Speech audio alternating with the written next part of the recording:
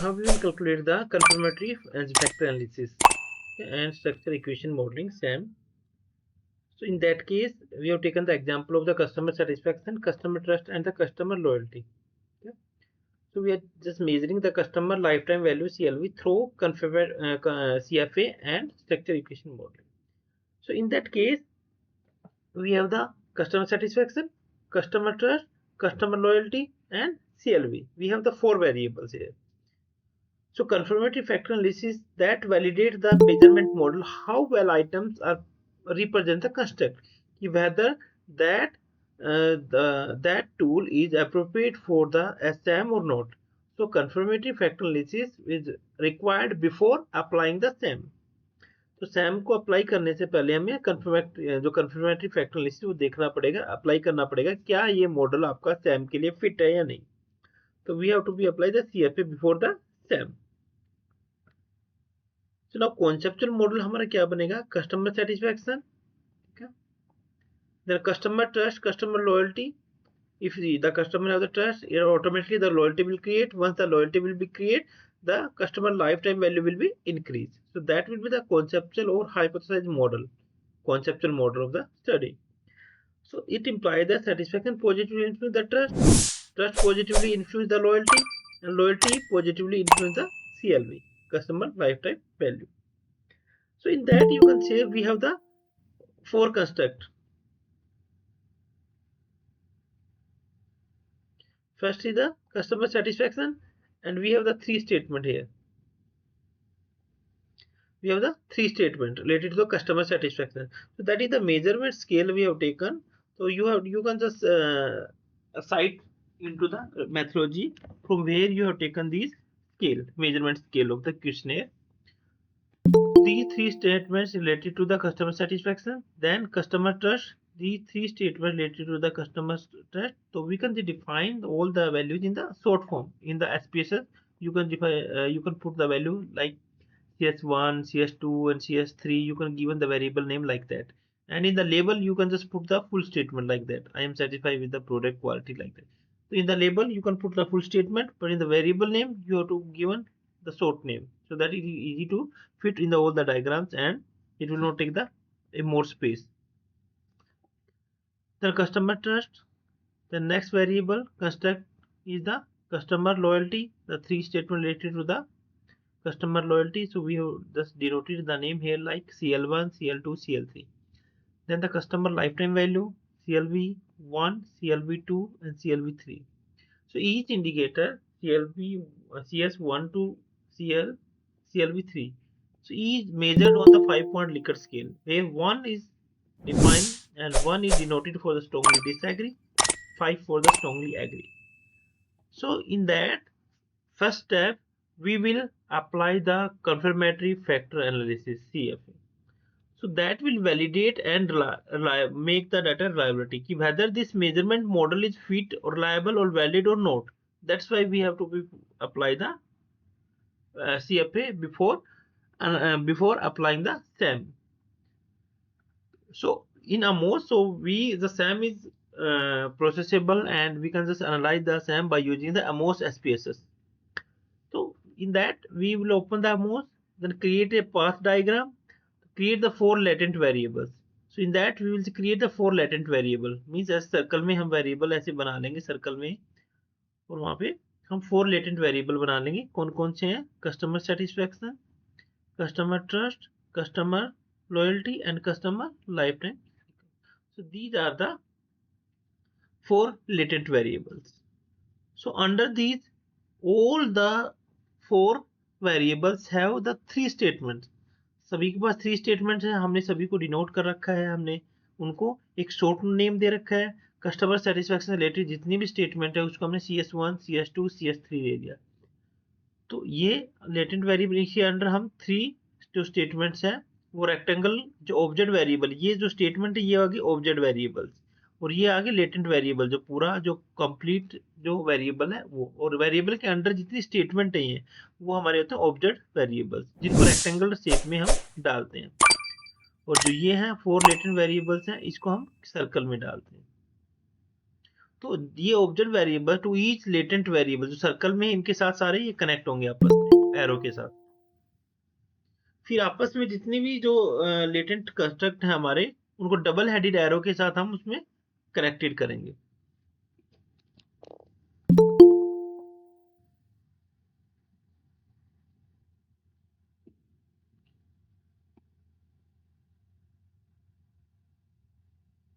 मैं दिखाता हूँ, अगर मेरे पास वो पड़ा होगा तो वो एसपीएस, लेकिन अमोस अभी मेरे पास इंस्टॉल नहीं है, वो फाइल ओपन नहीं होगी। I am trying 1 minute.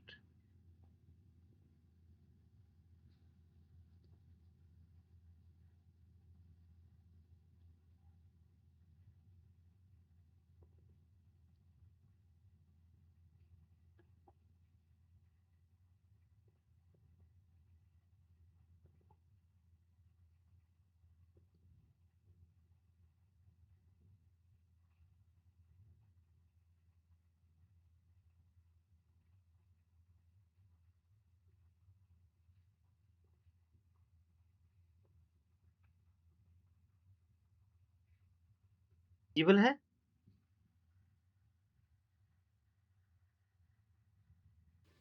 Yes sir. तो ये एक मेरा रिसर्च पेपर था, इसमें मैंने ग्रीन जो है ग्रीन रिक्रूटमेंट पे या ग्रीन एचआरएम पे जो मैंने पेपर लिखा था, तो इसमें जो ग्रीन सिलेक्शन है इसको मैंने जीआरएस से डिनोट कर दिया। फिर जो ग्रीन ट्रेनिंग एंड डेवलपमेंट है जीटी डैश डी से नाम से डिनोट कर दिया मैंने। ग्रीन इंगेजमेंट है एम्प्लॉय इंगेजमेंट, इसको जीईआई से डिनोट कर दिया। फिर ऑर्गेनाइजेशनल परफॉर्मेंस, तो green selection, green training and development, green employee engagement, green जो था ये सी से हमने क्या किया था, एक वेरिएबल और था, और ये है अप्रेजल, जीआरएम में अप्रेजल था। So all these are we have to check the impact of all these on the organization performance, org dash करके p हमने कर रखा है। तो ये जो हो गए, ये तो हमारे हो गए लेटेंट वेरिएबल, जीआरएस हो गया, जीटीडी हो गया, ये हो गया हमारे लेटेंट वेरिएबल्स। और ये ऑब्जेक्ट वेरिएबल, इसके अंदर जीआरएस के अंदर फॉर एग्जांपल हमारे पास थ्री थ्री स्टेटमेंट है, जीआरएस 5, जीआरएस 6, जीआरएस 7, ये हमारे पास थ्री जो स्टेटमेंट, ये ऑब्जेक्ट वेरिएबल होगा। फिर इनका आपस में कोवेरियंस हम कनेक्ट करेंगे, जैसे हमने यहाँ पे कोवेरियंस जो कनेक्ट कर रखा है, ये देखो जीआरएस और जीआरसी के बीच में ये हमने डबल एरो के साथ कर रखा है, जिसकी वैल्यू हमने ये 0.31 आ रही है। तो ऐसे कोवेरियंस आपस में हर एक जो लेटेंट वेरिएबल को कनेक्ट करना है आपको। ठीक है, इस तरह से हमने जीटीडी के बीच में और जो ग्रीन परफॉर्मेंस एंड अप्रेजल के बीच में हमने कर रखा है कनेक्ट। ये एरो दिख रही है ना, double arrow, double headed arrow दिख रही है आपको, ये कोवेरियंस जो है दो डबल हेडेड एरो होती है, तो आपस में जो लेटेंट वेरिएबल के बीच में कनेक्ट करती है। तो इसी तरह जिनके अंदर जितनी भी स्टेटमेंट है उसका एक रेक्टेंगुलर बॉक्स में हमने शॉर्ट फॉर्म में ये सारी स्टेटमेंट हमने लिख रखी है। तो इस तरह से आप इनको ड्रॉ करोगे, वो इसमें अमोस के अंदर ड्रॉ का ऑप्शन आ जाएगा, बट उसके लिए एसपीएसएस फाइल भी होनी चाहिए आपको, वो भी जरूरी है।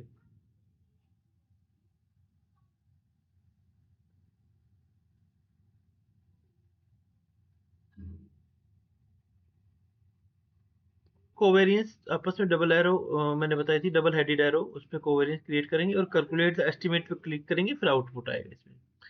तो इसमें हमें कुछ ध्यान रखना है, जो सीएफए आउटपुट आएगी एक रिलायबिलिटी एंड वैलिडिटी आएगी। तो उसमें जो फैक्टर जो लोडिंग है, उसमें हर एक आइटम की जो फैक्टर लोडिंग जितनी भी स्टेटमेंट है उनकी लोडिंग है, that should be more than the 0.7। ये थ्रेशोल्ड है, 0.7 से अबव होनी चाहिए फैक्टर लोडिंग हर एक आइटम की। क्रोनबेक अल्फा है 0.70 से अबव होना चाहिए for internal consistency reliability. Then composite reliability जो सीआर है, that should also be greater than 0.70, that shows the constructor reliability. And the average variable extracted, AV, that is shows the convergent validity. So that should be more than the 0.5. अगर 0.5 से कम आ गई तो कुछ ना कुछ गड़बड़ है, we cannot proceed for the SAM. तो ये that is the threshold, ये सारी की सारी थ्रेशोल्ड। डिटरमिनेंट वैलिडिटी क्या शो करती है, जो आपकी एवरेज जो वेरिएंस एक्सट्रैक्टेड निकल के आएगा, that should be greater than the R square, between the construct, उनके बीच में जो आर स्क्वायर, आर क्या होता है कोरिलेशन, कोरिलेशन का स्क्वायर कर देंगे वो क्या बन जाएगा डिटर्मिनेंट बन जाएगा. तो that should be the AV must be greater than the R square between the construct. So these are the some threshold. So your reliability and validity defined through these from these the factor loading, Cronbach alpha, CR, AV. तो आपको ये सब चीज पहले देखना है क्या इसके अकॉर्डिंग हमारे सारे रिजल्ट्स हैं. अगर फिट बैठता है आपका जो मॉडल इन सब रिलायबिलिटी वैलिडिटी के according, then you can proceed.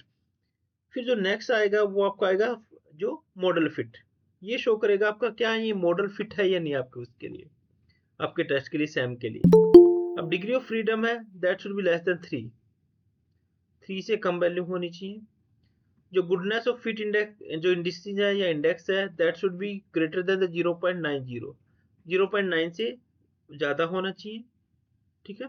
तो AGFI है जो average goodness of fit index है वो आपका भी वो 0.90 से अबव होना चाहिए, जिसको हम एडजस्टेड मॉडल फिट भी बोलते हैं. CFI है comparative fit index, CFI should also be greater then 0.90. TLI जो टुकर लेविस इंडेक्स जो हम निकालेंगे जिसमें उसका भी वैल्यू 0.90 से अबव होनी चाहिए, उसको हम गुड मॉडल मानते हैं कि मॉडल फिट है. फिर जो मेन है ये है root mean square error of approximation, जिसको RMSEA बोलते हैं. तो that value should be less than 0.08, तो वो एक्सेप्टेबल फिट होगा. अगर 0.08 से कम वैल्यू आएगी तो that model not fit for the structure equation model. Then SRMR ये है standardise root mean square residual, that should also be less than 0.08. अगर 0.08 से कम है that is in the under the acceptable fit. So ये दो चीजें आपको define करेंगी, एक तो वैलिडिटी एंड रिलायबिलिटी या दूसरा मॉडल फिट. ये दोनों चीज डिसाइड करेंगी कि आप सैम लगा सकते हो या नहीं आपके डाटा के ऊपर. अगर ये थ्रेशोल्ड से के अकॉर्डिंग नहीं है या उससे बाहर है, उस लिमिट से बाहर है, then you cannot go for the SAM analysis.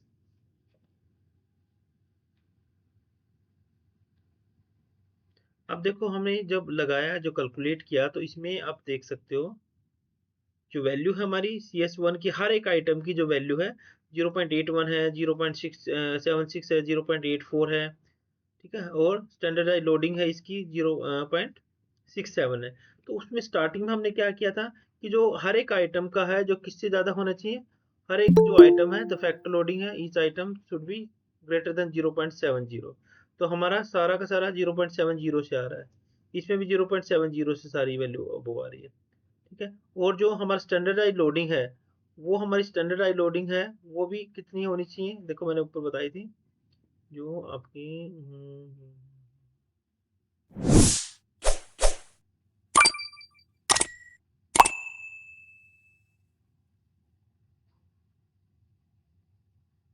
Standardise loading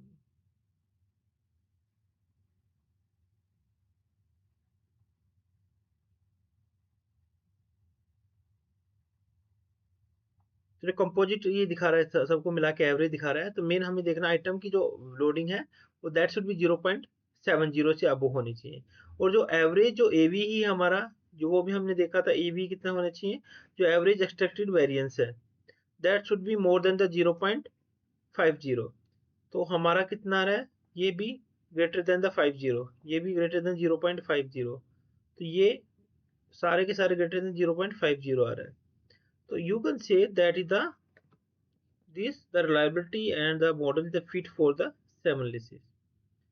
तो अब फिट आ रहा है तो इसमें ऑल फैक्टर लोडिंग 0.70 से, जो एवरेज जो AV हमारी वो भी 0.5 से अबो है, और जो कंपोजिट रिलायबिलिटी है वो भी हमारी 0.70 से जो बड़ी है या ग्रेटर है. तो ये measurement model is valid and reliable, ये वैलिड है एंड रिलायबल है, you can go for that. CR की वैल्यू हमारी यहाँ पे मिसिंग है, यहाँ पे डली नहीं, चलो वो रहेगी होंगी. कंपोजिट रिलायबिलिटी की यहाँ भी वैल्यू आती. सो ये सारा करने के बाद हम कंक्लूड करेंगे कि हाँ ये सारा मॉडल ये सारी डाटा है that will be according to the all the threshold and this this model and the data is fit for the SAM analysis. So model is the fit for the SAM. In second step में then you can do the structure equation model. Objective क्या है, we have to find out the causal relationship between the various variables. जो हमने जितने भी variable लिए थे, कौन कौन से लिए थे, कि कस्टमर सेटिस्फेक्शन है, उसका हम कस्टमर ट्रस्ट पे देख रहे हैं इम्पैक्ट, और कस्टमर ट्रस्ट का कस्टमर लॉयल्टी पे देख रहे हैं, कस्टमर लॉयल्टी का इम्पैक्ट हम कस्टमर लाइफ टाइम वैल्यू पे देख रहे हैं। तो हम कैसे कर सकते हैं, सेटिस्फेक्शन का हम लॉयल्टी पे देख रहे हैं, एंड कस्टमर जो ट्रस्ट है that will be plays a mediating role. Impact the trust is mediating the relationship between the satisfaction and the loyalty. ये ऑब्जेक्टिव हो जाएगा। इसका हाइपोथेसिस क्या बना सकते हैं हम, कि trust significantly mediating the relationship between the satisfaction and loyalty. ये हम हाइपोथेसिस बना सकते हैं इसकी। इसी तरह इसका ऑब्जेक्टिव आ जाएगा to measure the impact of the to measure the mediating impact या mediating effect of the loyalty between the trust and the CLV। ये हमारा ऑब्जेक्टिव हो जाएगा। हाइपोथेसिस क्या बना सकते हैं इसकी, कि the loyalty there is a moderating impact of the loyalty, yeah, loyalty have a significant relationship or mediating the relationship between the trust and loyalty. Loyalty significantly mediating the relationship between the trust and the CLV। तो इस तरह से हम hypothesis बना सकते हैं। तो हमारी ये 3 हाइपोथेसिस बन जाएंगी, कस्टमर सेटिस्फेक्शन और कस्टमर ट्रस्ट में बना सकते हो डायरेक्ट, और आपस में मीडिएटिंग करके भी आप इसकी रिलेशनशिप बना सकते हो। फिर कस्टमर ट्रस्ट का आप लॉयल्टी के साथ दूसरी हाइपोथेसिस बना सकते हो, और तीसरी आप ट्रस्ट और लॉयल्टी के बीच में आप बना सकते हो लॉयल्टी ना कस्टमर लॉयल्टी और CLV के बीच में। तो इस तरह हाइपोथेसिस आपकी ये बन जाएंगी, रिलेशनशिप ऐसे फाइंड आउट कर सकते हो। एक्सपेक्टेड साइन क्या है हमारा, पॉजिटिव है, कि हम पॉजिटिव देखें, there is positive relationship between the customer satisfaction and the customer trust, there is a positive impact over the relationship between customer trust and the customer loyalty, there is a positive and significant impact of the customer loyalty and the customer lifetime value। तो हमने model fit industries निकाली Sam की, ठीक है। तो हम model fit industries indices देखेंगे इसकी क्या थ्रेशोल्ड के अकॉर्डिंग है सारी की सारी। तो हमारा थ्रेशोल्ड क्या था, लेस देन 3, तो वैल्यू हमारी क्या आई 1.95। तो ये भी हमारा जो इंडस्ट्रीज फिट है मॉडल के लिए। CFI थी हमारा, वो that should be greater then 0.90, हमारा 0.94 आया, तो that is also fit. TLI थी वो भी हमारी 0.90 से अबोव होनी चाहिए, तो हमारी वैल्यूज आई 0.92, तो ये भी फिट है। और जो रूट मीन स्क्वायर था वो हमारा लेस देन 0.08 से कम होना चाहिए, तो हमारी 0.05 वैल्यू आई है, दैट इज आल्सो फिट। फिर हमारा जो SRMR है that should also B less than 0.08, तो उसकी वैल्यू भी हमारी 0.06 आई। तो ये सारा हम देख के हम कंक्लूड सारी वैल्यूज को हम कंसीडर करके हम करेंगे कि all industry indicate that the model is fit and accepted for the Sam. तो फिर नेक्स्ट में जो निकल के आएगा सैम में जो लगाएंगे, तो हमारा एक पाथ कोफिशिएंट निकल के आएगा, जो बीटा निकल के आएगा। तो हर एक की वैल्यू देखो, बीटा की हमारी 0.65 है, इसकी 0.58 है, इसकी 0.62 है, तीनों हाइपोथेसिस की। और सभी में देखो सिग्निफिकेंट रिजल्ट है, तो there is significant relationship between the both, and there is significant impact of satisfaction on the trust, and significant impact of the trust on the loyalty, and significant impact of loyalty on the customer lifetime value। तो सारे के सारे ये significant है, क्योंकि value है, p value है that is less than 0.05, तो all the hypothesis are supported, so relationship are significant. ठीक है, तो ये तो हमारे डायरेक्ट रिलेशनशिप हमने निकाली। ठीक है, ये हमने डायरेक्ट रिलेशनशिप। फिर हमने मीडिएटिंग में अभी थोड़ी देर पहले बताया था, मीडिएटिंग अगर एज ए मीडिएटिंग हम इसको हम मान के चलो तो कैसे कैलकुलेट करोगे। अब यहाँ पे देखो हमने क्या किया कि मीडिएटिंग एनालिसिस है, ऑप्शनल है, ये कर सकते हो, लगाना चाहो तो लगा सकते हो। हम इनडायरेक्ट इफेक्ट देखते हैं इसमें, जैसे सेटिस्फेक्शन का इम्पैक्ट हम देखते हैं CLV पे। मीडिएटिंग कौन सा होगा, ट्रस्ट और लॉयल्टी हमारे पास, ये मीडिएटिंग दो वेरिएबल हो गए, मीडिएटिंग हो गया।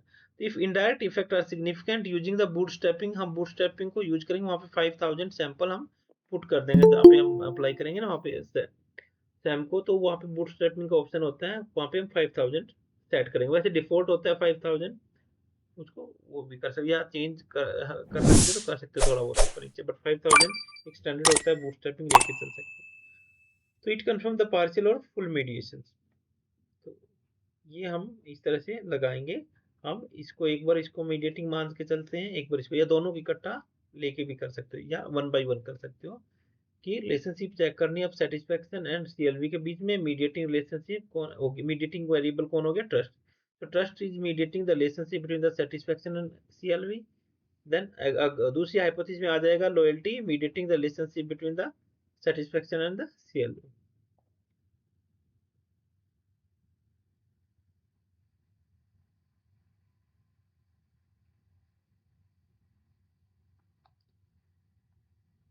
ठीक है, तो ये आपको थ्रेशोल्ड फॉलो करने हैं, मैंने बताया था दैट शुड बी फॉलो।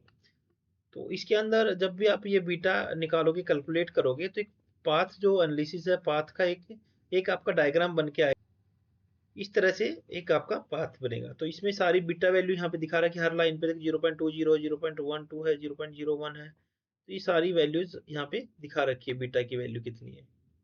और आपस में कोवेरियंस है, सारे वेरिएबल्स इनकी सबकी वैल्यू भी दिखा रखी है। बीच में इन आपस में कोवेरियंस है, उनकी वैल्यू क्या है, कोवेरियंस हर एक वेरिएबल्स का, लेटेंट वेरिएबल के बीच में डबल हेडेड एरो के साथ हमने कोवेरियंस दिखा रखा है। तो ये हमारा पाथ मोड है, पाथ एनालिसिस है, पाथ मॉडल है।